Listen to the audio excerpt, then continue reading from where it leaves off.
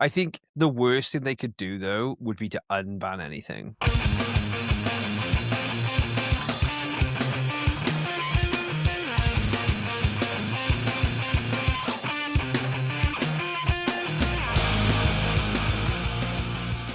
Hi, everyone. Welcome back to Get Your Deck Out, the podcast that is recording today at a rather wonderful time. It is a special time in Magic where it's Band Day.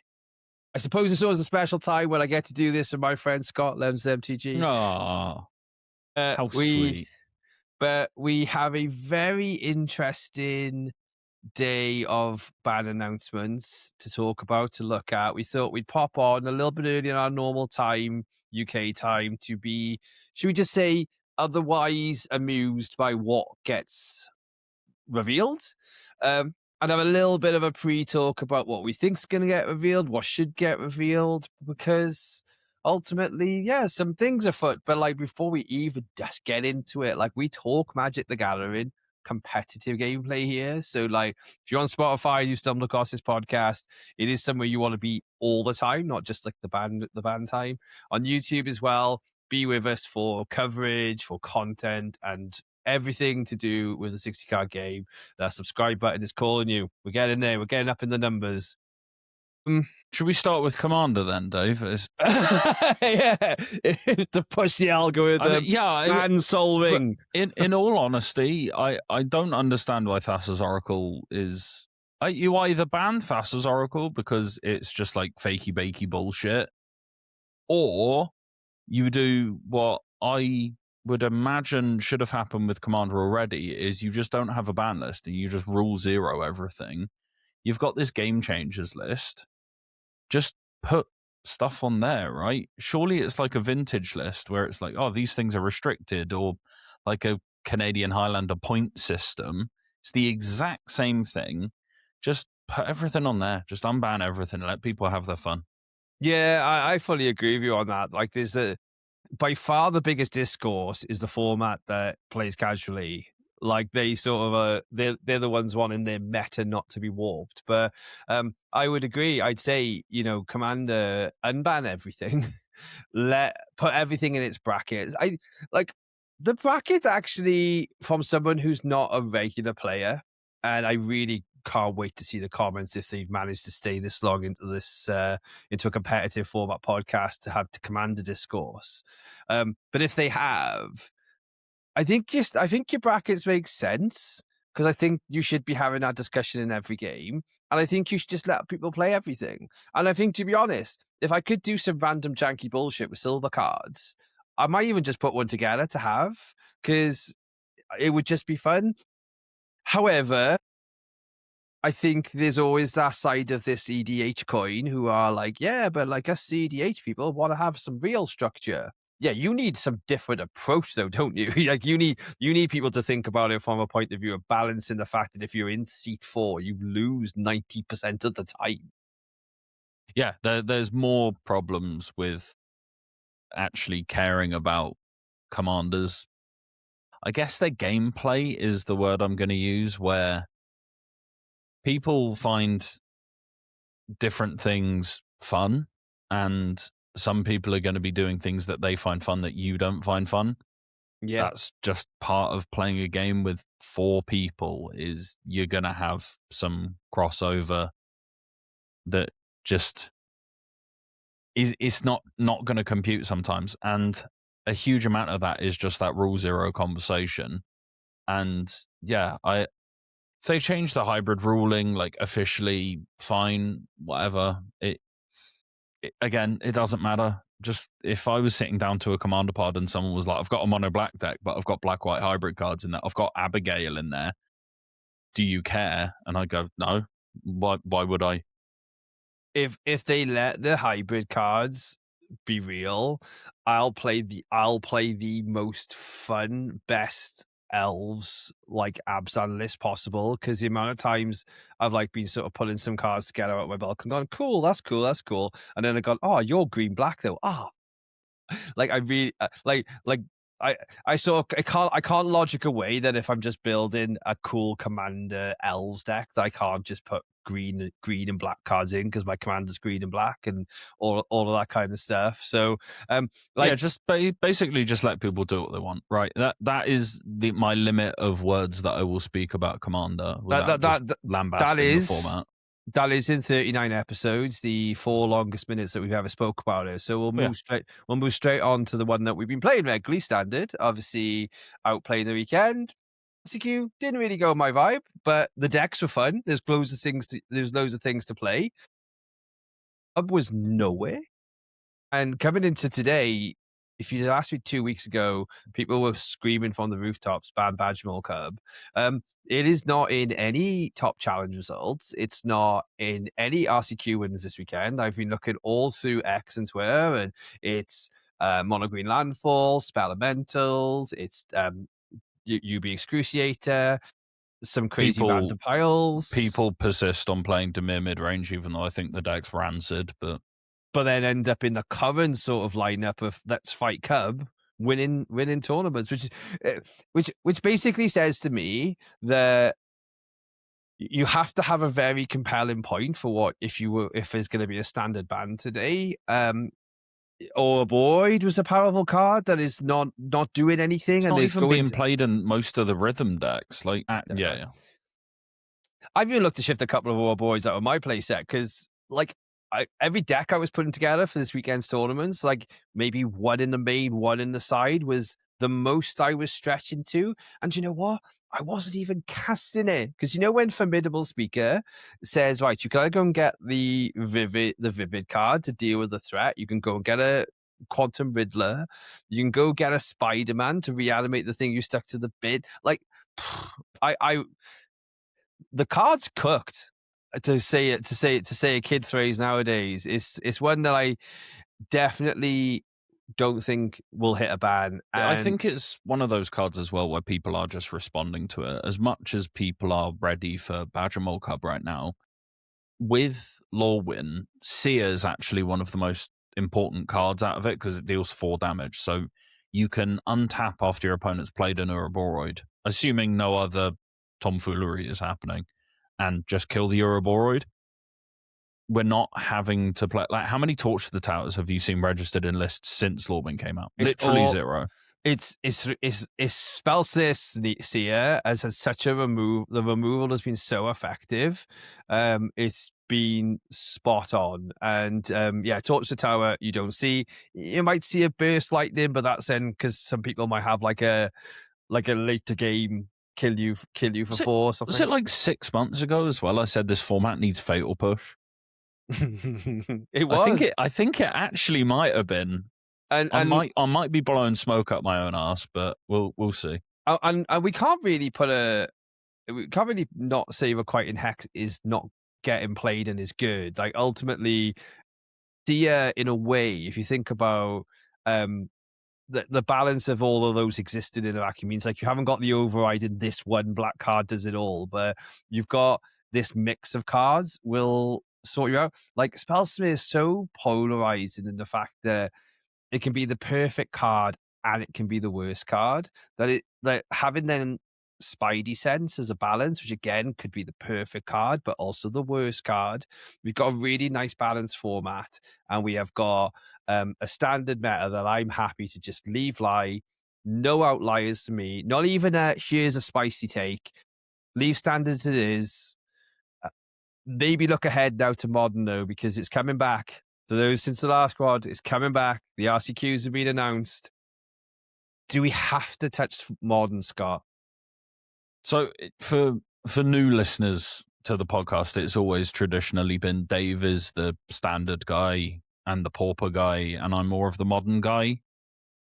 I am really torn with modern, where the format seems fine and it's just pretty balanced. There's not a huge amount of movement on it, but I imagine we'll see more movement when we get into RCQ season. People talking about Boros being a problem. If Boros got to 30% of the meta, you can hate it. It's fine. Like, there's enough that you can do against Boros where it won't become overbearing. It hasn't won a challenge in, maybe a week. I know, but his percentages are still up there. Like I looked earlier today at like lists what is currently playing, and I think like the best result was like a 4-2. There's and maybe odd league or so. Like it's not plenty of top eights and challenges, stuff like that. Like no real huge innovation to it. Some people are playing Ranger Captain of Eos now. I suppose that's one small little update to it, I suppose. But I've picked just a random challenge, and it's Living End, Birthing Ritual, Boros. Someone was playing Primal Prayers, so they're obviously braver than I am. Amulet Titan, Eldrazi. This seems to be mono green Eldrazi, mono white Control, which is wild, and then Ruby Storm.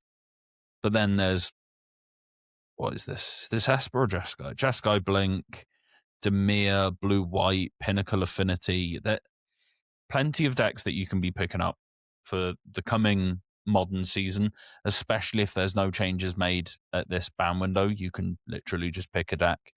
And modern has always been the format that rewards knowing your deck inside and out and sticking to a deck and playing that deck. Like I'm playing Elementals right now. I've gone back to that with the Lorwyn Elementals. I've got some Vibrance and some Wistfulness.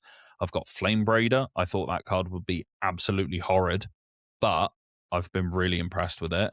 And I've been winning more with that than an established meta deck than I don't have any experience on, because I played Omnath for Yonks.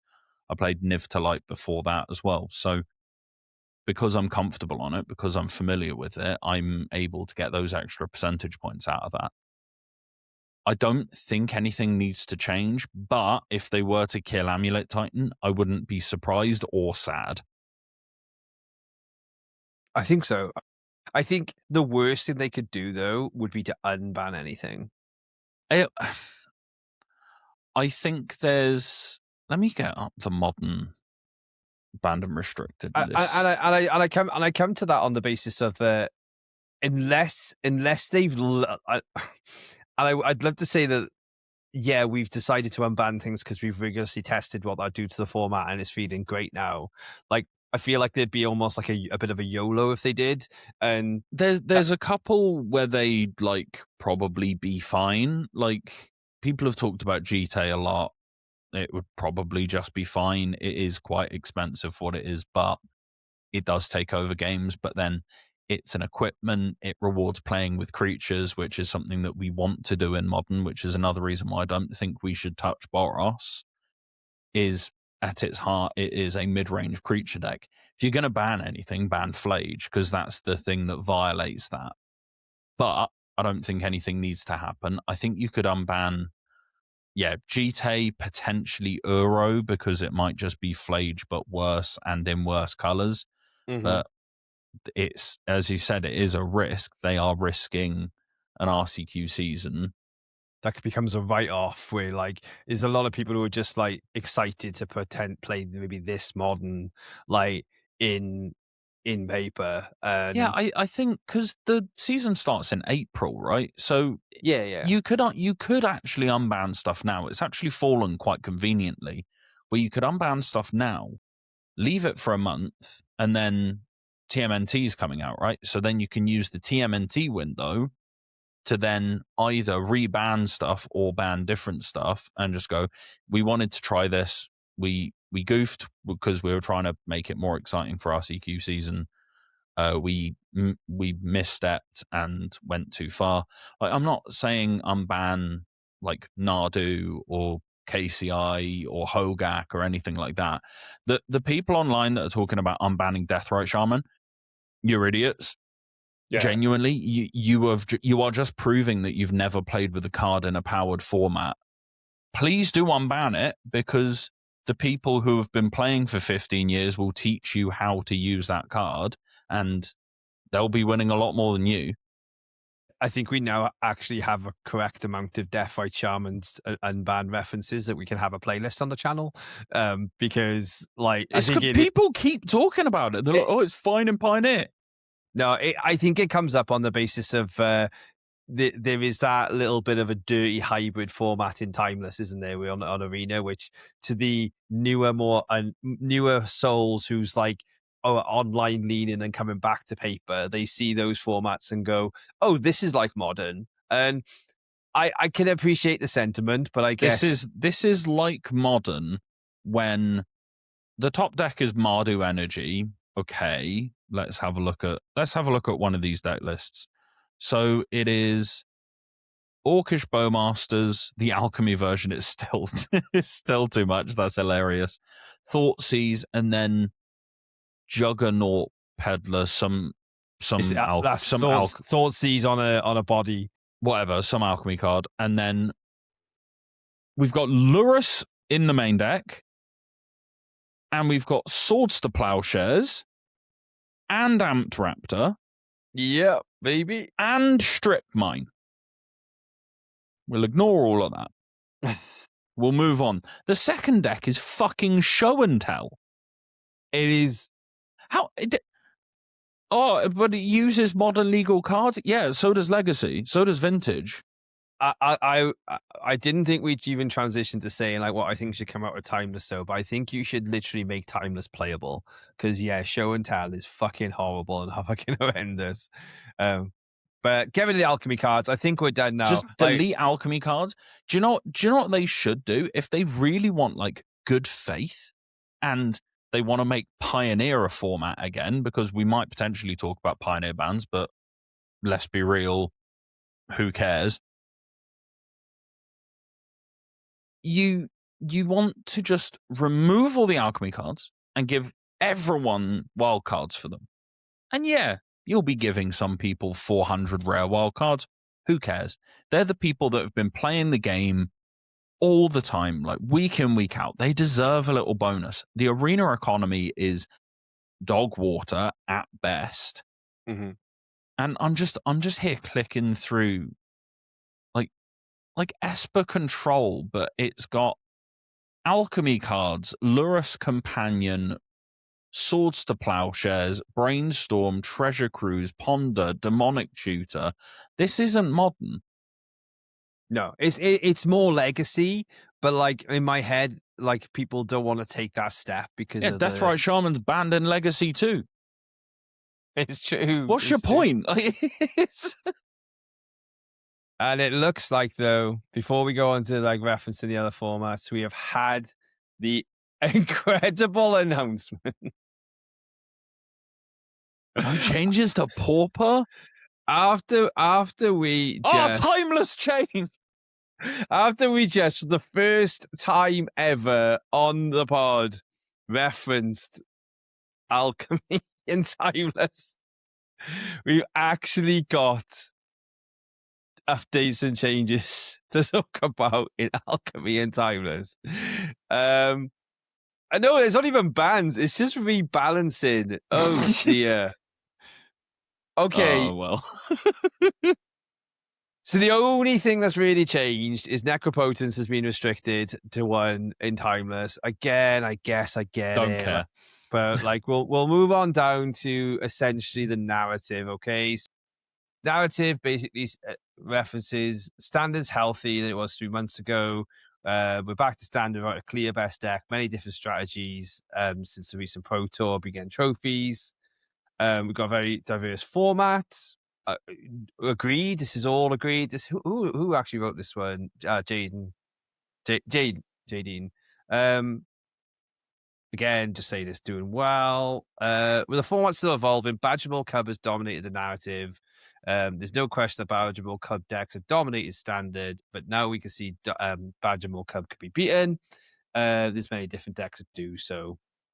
There's a bit of a reference then to the effective reset that's been, and over the last year, standard's gone wrong multiple times for a lack of counterplay, and we believe Deceit, Sunderfall, Pyroclasm, Ultima, and Deadly Cover-Up, as well as Rest in Peace and Turbo Orb, help sort that out effectively.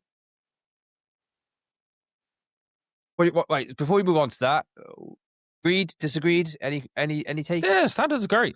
Just leave it alone. Leave it alone. We're in the middle of an RCQ season. If anyone expected a change now, when they didn't change Vivi mid-format, Yeah, you're Delulu.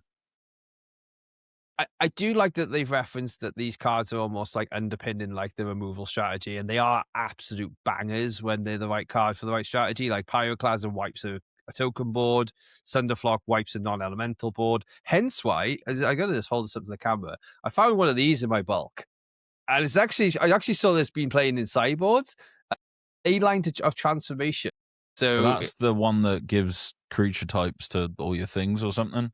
Yeah, so obviously the counterplay people are doing is play one of these and name elemental in Badgermole Cub decks. Just essence scatter it. All right, whatever. Funny. Anyway, Ultima's really good. Again, deals with landfall. Deadly Cover Up, again, deals with combo pieces. Cool. They also then go on to the reference of the set theme decks. Obviously, the fact that we had allies in Avatar, and we've now got elementals in Law and Eclipse, and that we should effectively be saying that we should see this come in. However, they do reference that Goblin Typal was in Law, and I got a feeling that someone got their wings clipped or something, because they kind of referencing that it's, hey, we knew it was there, but it just hasn't been good. They're also talking about how they're like seeding these decks, or seeding like majority of these decks. So like elementals in Lorwyn, like allies or lessons from The Last Airbender, Avatar, sorry, is intentional. And it's actually not bad to do that with UB, because you've seen this, I've seen this as TOs. You have someone who comes in who's a massive Lord of the Rings fan, a massive Spider-Man fan, and they're like, oh, what Spider-Man decks can I play in Standard? And we turn around and go, you can play Blue-Black Excruciator, which plays 4 Spider-Man cards. That's it.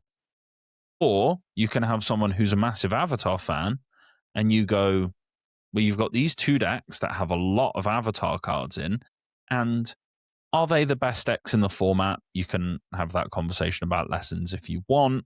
If not, you have that conversation about allies. It's not the best deck in the format, but it's still good, still playable. And if someone comes into the game because of that, it's a really good way to get them into the game, because they're like, I have bought a box of Avatar.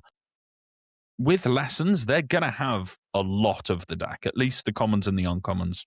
Yeah, we've seen that locally actually as well. Like some standard people who are like back playing because Airbender was good for them and Allies is fun and they have it and they're doing really well and enjoying the game. So you've also got banned airbending as well, right? If you're a massive fan of like Appa and Ang, you can just get involved. Like build this deck. It's got Appa in it. It's got Ang in it. It's got another Ang in it. And there's like some other cards from across Standard. There's even a Spider-Man card in it in Interdimensional Web Watch. Like, you're touching everything, and it's actually pretty heads up from them, and it shows that they do listen. Yeah, at least a little bit. Talking about listening, Carmen has written something about Pioneer. And I'm going to just pause here at this particular point to sort of reference for the podcast that Josh Corliss has just said, yes, talk about no changes for an hour on the next pod. Fuck you, Josh. It's not an hour. It's about 40 minutes. And we're also, we're going through the highlights. Commander got its own update. Okay. We'll get to that in a bit. We'll get to Commander and we'll run through Pioneer.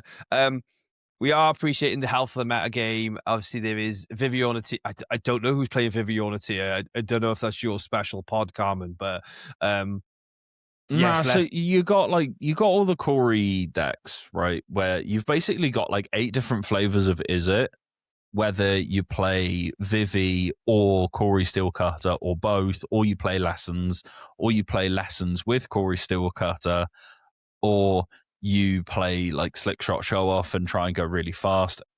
If you're not playing blue and red cards, then you're probably doing something wrong. But they call out that there's collected company decks, there's blue-white control. Greasefang mentioned, Dave, just for you, and a bunch of different black mid-range decks fueled by Unholy Annex.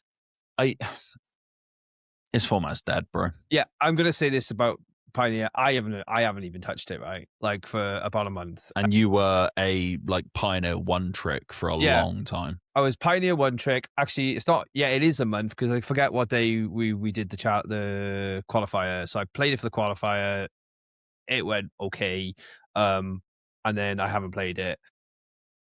I hope it's okay. We'll come back to it when we need to. Let's move on to modern. No changes. Almost perfectly exactly referencing what you said. Boros energy went up despite the target on its back, and other decks are around. Jeskai Blink obviously remained a breakout.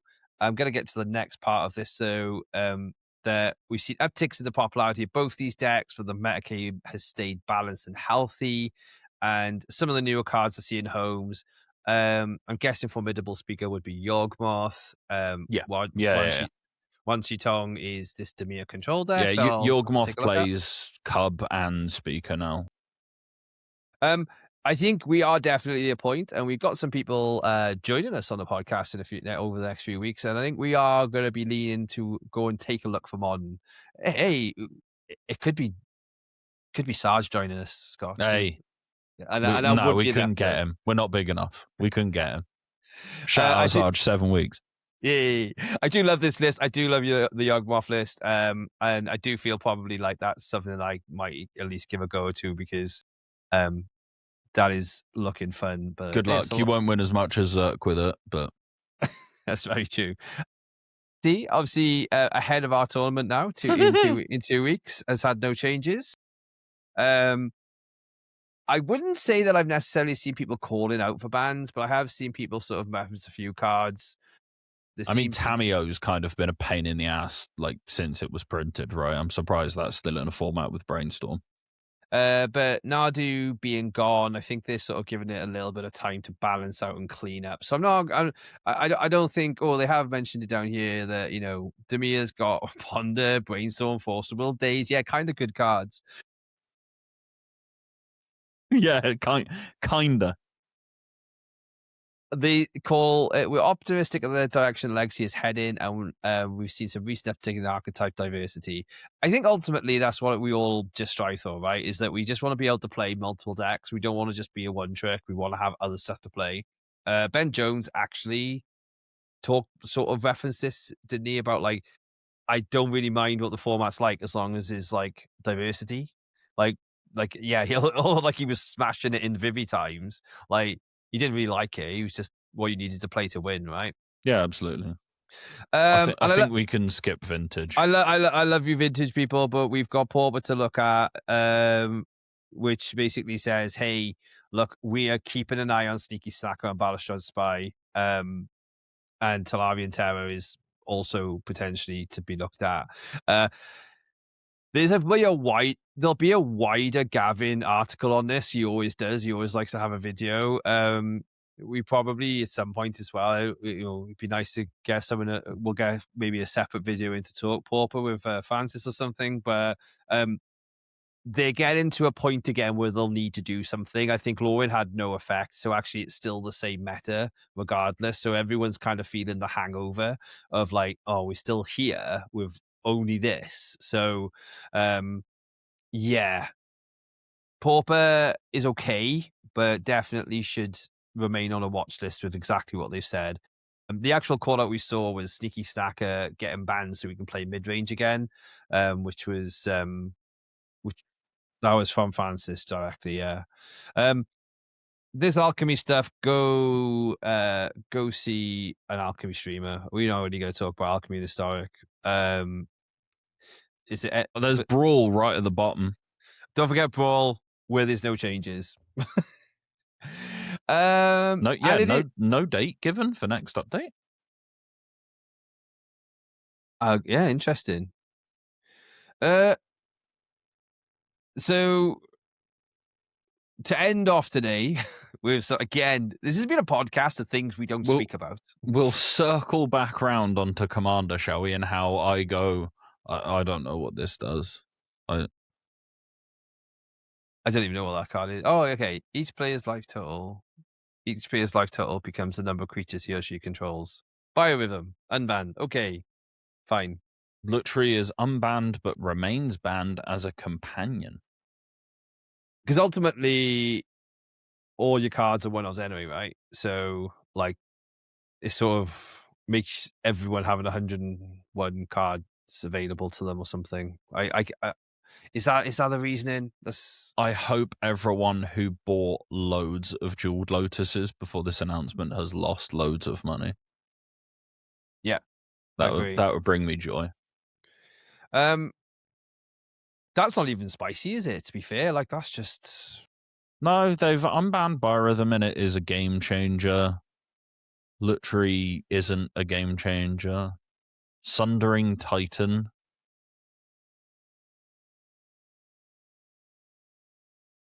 Quite unfun, yeah. And Iona, Grizzlebrand.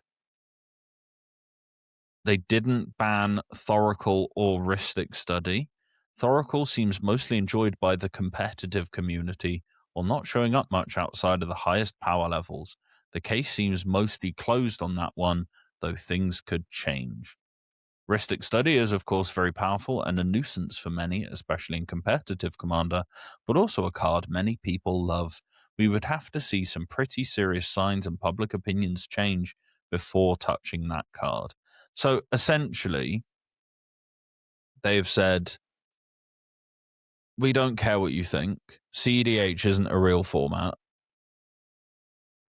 And don't play Thassa's Oracle in casual, I guess. And those on the format who play CDH have Thassa's Oracle decks. I don't know. It feels a strange one. The big news for Commander is also in the secondary article of them effectively confirming that they're not making any changes to hybrid mana today. So they've had some market research on it, and again, by the looks of that, it's 50-50. So they've gone on the basis that, like a little bit like the American football rules of, unless there's conclusive evidence, it's whatever the call is on the field. I think the call they've made here is, yeah, we could have, but we'll leave it. And they did say though, but that's for now. But that's for now. We'll take some time. We'll circle back. The good old corporate term. We'll circle back on this point, and we'll check in later to see if maybe next year everybody's forgotten about the discourse, and we'll try and do it again. Corporate want to do this one, Scott. Corporate want to get this one over the line, but corporate heard the internet and said, "Oh fuck, we better just chill our beans for a minute." Yeah, bit of a nothing announcement from top to bottom, really, wasn't it? It was standard, was exactly what we anticipated, and that it's fine. It doesn't need attention. There's a bit of a discussion going on in our Get Your Deck Out Discord. There will be a link in the YouTube description and possibly in the Spotify show notes if Dave can do that properly. I will. It will be there. And yeah, most of the conversation actually is about Modern, which is interesting. Specifically about Titan. We've got a few Titan players locally, and yeah, they didn't even mention Titan after specifically calling it out in the last announcement, which I'm surprised they didn't even mention it. But yeah, it's a fair point from Josh Corliss in there that there hasn't been any Modern tournaments since November-ish. So they must not have had the data on Amulet Titan basically making tournaments run long. That was their complaint about it. It wasn't win rate, it wasn't play rate. It was the eggs problem of this just takes too damn long. So whether they potentially consider action after RCQs and RCs and things like that, and they consider shooting the deck in the head and just taking like one or two key pieces, or if they just take like Mirror Pool to stop loops or something like that, or even like Shifting Woodland, something like that, but they'd probably be resistant to banning an MH3 card. You can't just ban Aftermath Analyst, because then they probably just play Lumra instead for the graveyard loops. And yeah. Mana's not a problem, right? It's you just end up in the same issue. and I'm sure they'd find a way around it. I don't think you ever want to ban the actual card Primeval Titan, just because it is so iconic, even if it becomes unplayable. It's like, even if Dark Confidant became a problem in 2 months or whatever, you wouldn't want to ban Dark Confidant. You'd probably pick something else to ban. Yeah. I think it's just time. I think we're gonna roll around now. People are gonna start playing. Obviously, if you are in the southwest UK, you can come join the Full Fire Modern series they've got going on as well. You'll find more about that in our Discord. Start to get C play happen. It being a ban episode, obviously the one question we have got in the Discord is about like the reference to, would we benefit from like the Yu-Gi-Oh style ban list? Where essentially so the example Jason's given is Boros is a bit good. Oslar Pride and Guided Souls are a 3 of now, so you don't need to murder the deck entirely. I guess we have that with our option with restricted. I think 3 of would be weird. I think like they know they could do restricted, but I think they just don't want to do it with the paper format. I don't even know if it would even be a good thing to do to like change the numbers. I think it would definitely make the deck worse to play, and I think it would, but I also don't think that that's like a really great experience. No, people have talked about like partially banning like the Yu-Gi-Oh method, because you have like, it's like semi-restricted and restricted in Yu-Gi-Oh. I want to say, because it's 3 copies of a card, and then sometimes you can play 2, sometimes you can play 1, sometimes you can play 0, and honestly, it's just a mess. Just ban a card or have a card unbanned. There's no in between for me. Yeah, just Modern's fine. People will talk about the stuff that they don't like, but at the end of the day, if Boros becomes a problem, then we'll just see more people playing stuff like Broodscale, which is really good against it. And that was the issue with like Vivi in that standard format, was there wasn't anything you could do against it. There was no way to work around it, or if there was, people weren't willing to bother. And I'm just going to pop on mtgdex.net and go on the win rate matrix. So this is over the last 3-4 months. Boros Energy has a 53% win rate. And that's just okay. It's like, fine, yeah. Yeah. The highest win rate deck on here, 288 matches, is it Metalcraft? I don't even know what that deck is. I assume that's... It's just an affinity rip, is it? I assume it's weapons manufacturing, like Pinnacle Affinity, something like that.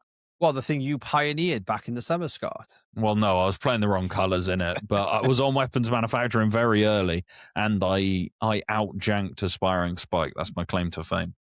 But yeah, if you're talking above, let's say above 300 matches, Mill has a 42% win rate. That's the lowest I've seen so far. And the highest is Simic Ritual, 54%. And Broodscale, 53%. Boros, 53%. Affinity, 53%.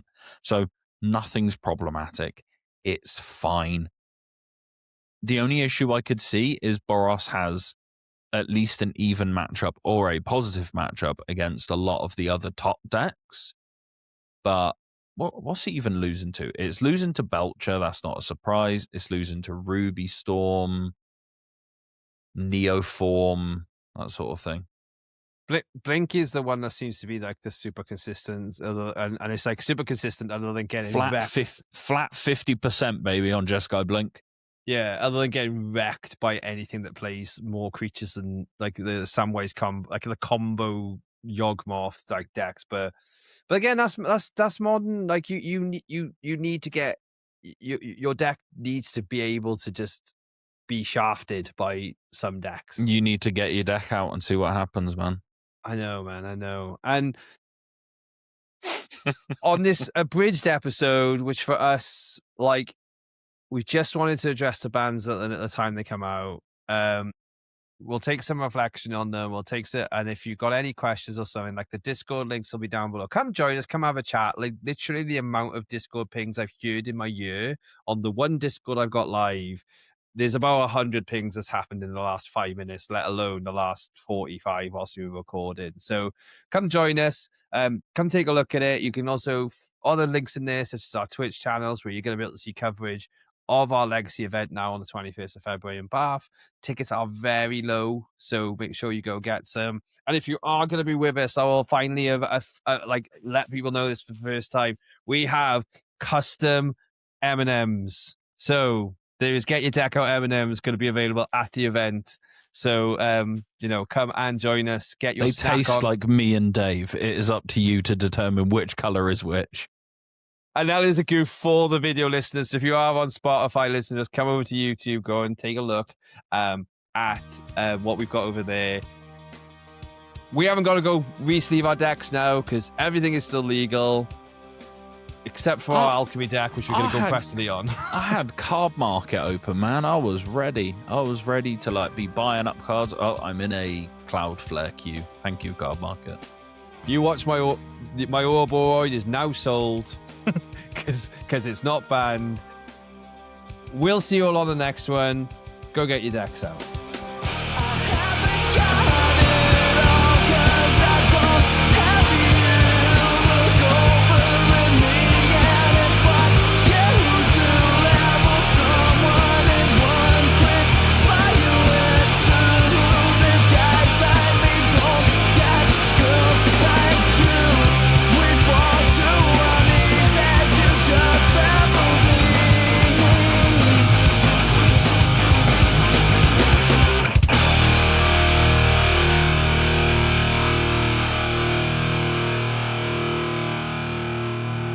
Are we going to do any little bonus at the end for the... I just can't believe that, with the one time we talk about Commander and Timeless, by accident, it's the only thing that happened. Yeah. I mean, for the people who listened this late, first of all, we love you. Thank you. Second of all, man, these Alchemy cards. Looked at, while you were talking, I was looking at some of the ones they rebalanced, and they're like, oh yeah, Kona's 5 mana now. Because it goes along with these other things that seek a land or a non-land, and I started feeling like I was about to get a nosebleed, and then just said, "Oh fuck this," and just closed the web page. Have you seen that? There was the dumb tree folk one as well, though, which was 4 mana, conjure a forest onto the field as long as you've got a forest as a creature, or there's some it's just dumb. I played there was an Arena Cube thing that they did that had Alchemy cards in it.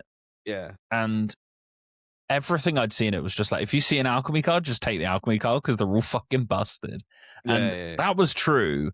But my opponent played a card against me that I think it had reconfigure. No, it was specialize. That's what it was. It was specialize. And I right-clicked it, and it was said 1 of 8. And I was like, you what? And it's you pay a different cost and then it does a completely different thing. And there's multiple of these cards. And I was like, okay, you know what? Fine, I lose. Anyway, on that note, everyone, we'll never get an arena. We'll never get an arena pre-release invite because we'll be too busy playing on Magic Online. See you on the next one.